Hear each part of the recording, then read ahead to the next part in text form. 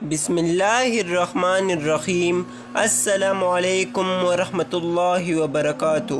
دوستو، آج میں آپ کو ایک خوبصورت واقعہ سناؤں گا۔ تو دوستو، یہ واقعہ خوبصورت واقعہ بھی ہے، یہ واقعہ دردناک واقعہ بھی ہے، یہ واقعہ سبق آموز واقعہ بھی ہے۔ تو دوستو، یہ واقعہ تھوڑی لمبی ہے، اگر ویڈیو تھوڑی لمبی ہو جائے تو اینڈ تک ضرور دیکھیے۔ تو دوستو، جعفر بن سلیمان رحمۃ اللہ علیہ کہتے ہیں کہ میں حضرت مالک بن دینار رحمۃ اللہ علیہ کے ساتھ ایک دفعہ بصرہ میں چل رہا تھا۔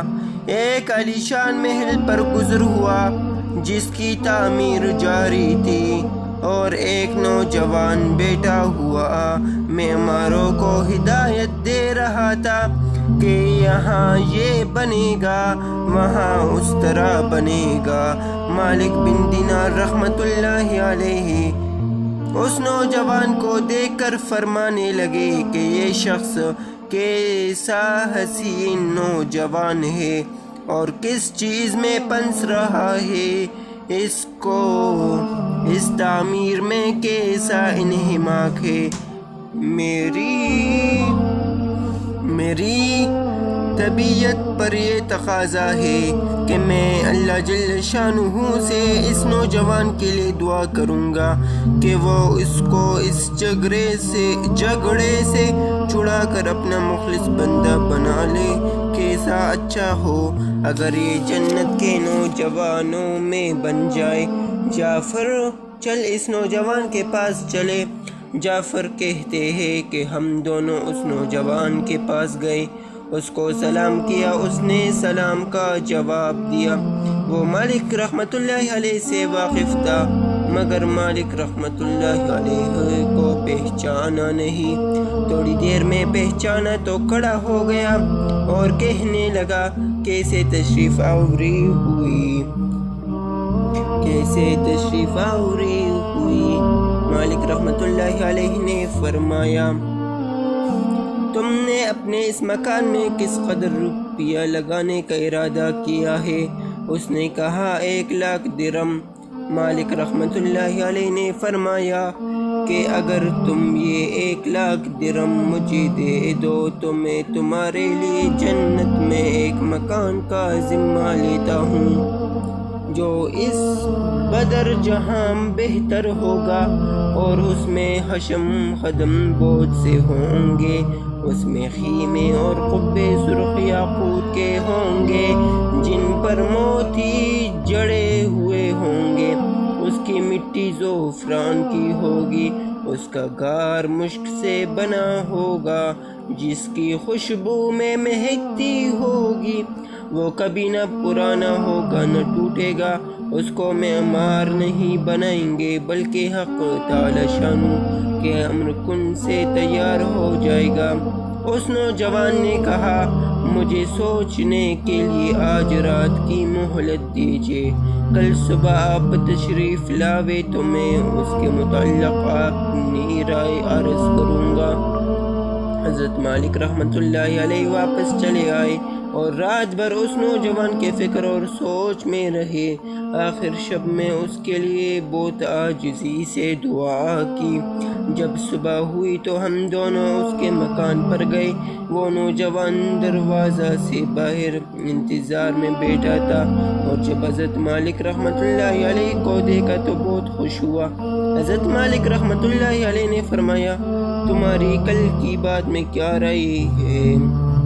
اس نوجوان نے کہا کہ آپ اس چیز کو پورا کریں گے جس کا کل آپ نے وعدہ فرمایا تھا۔ حضرت مالک رحمۃ اللہ علیہ نے فرمایا، ضرور۔ اس نے درہم کے توڑے سامنے لا کر رکھ دیے اور دوات قلم لا کر رکھ دیے۔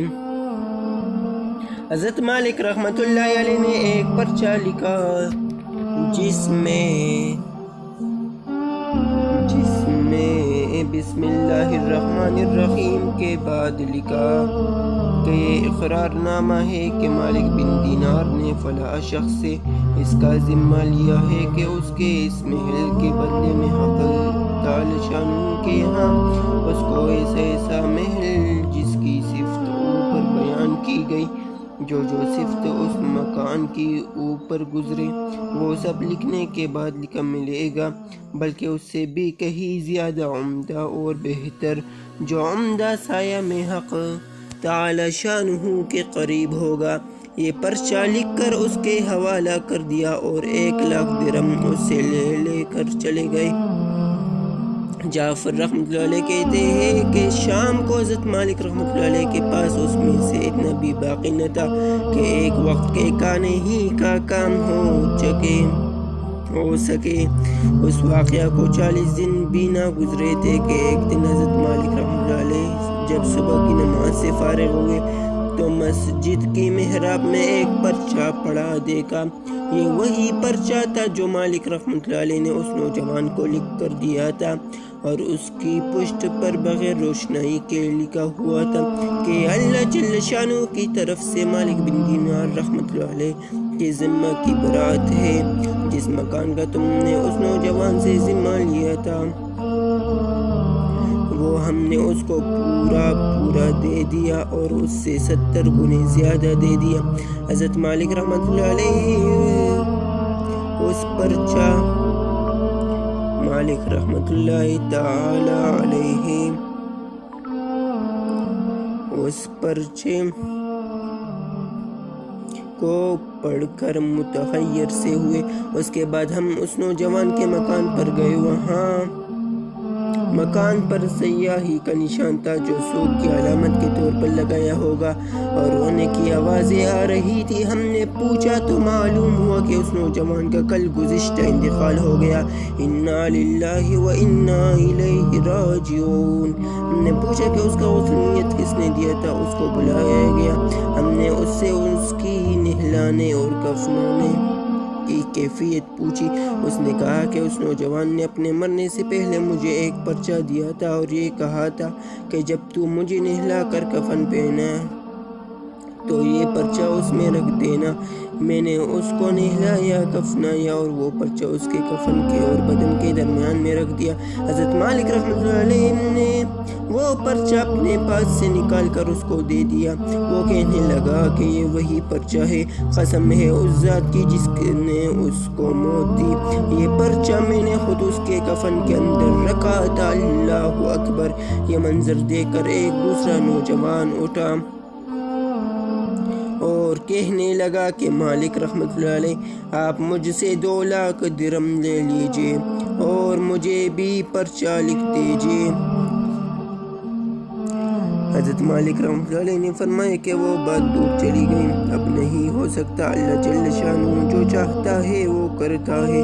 اس کے بعد جب بھی مالک رحمۃ اللہ علیہ اس نوجوان کا ذکر فرماتے تو رونے لگتے اور اس کے لیے دعا کرتے تھے۔ تو دوستو آج کے لیے یہی اسلامی ویڈیو تھی۔